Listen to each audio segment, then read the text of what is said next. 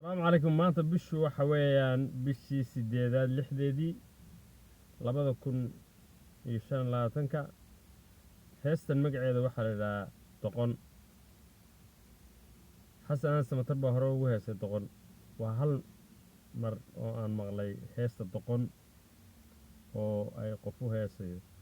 tan waxaan ka dhiganaa heestii labaad. erayada ana tiriyay sidanayna ku bilaabmayaan. doqonay waa lagu diraa dad baa ku adeegsado adigu aad u tahay dilaal dabinkay qoolayaan iyo shirqoolkay damacsan yihiin dowgii loo mari lahaa aday ku daliishadaan daacadda ninkii ahaa maxaad u daba martaayeed dantooda aad u fulin.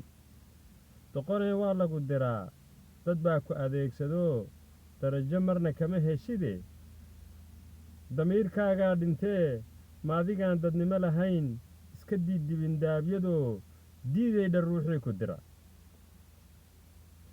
dembiba ruuxaan lahayn takana adiga aan kaa gelin ayaa dabinkay rabeen adigu aad u daadisaa. doqonay waa lagu diraa dad baa ku adeegsado adigu aad u tahay diyaar dilaa ileen waa adiga dabarka qofkaad ku xidhi duruuftiiyo dhibta uu maro ilaan adig kuma damqaan. haddii aad digigaxoon lahayd dareen iska baari lahayd dunidu way wacnaan lahayd. heesta waa heesta loo tiriyey doqon.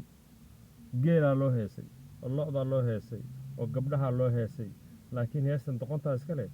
doqonta ha ku baashaasho waa baashaalkii doqonta weeyaan. asalaamu calaykum waraxmatullahi. waa anigoo shamsaan yuusuf caliya. asalaamu calaykum waraxmatullahi wabarakaatu.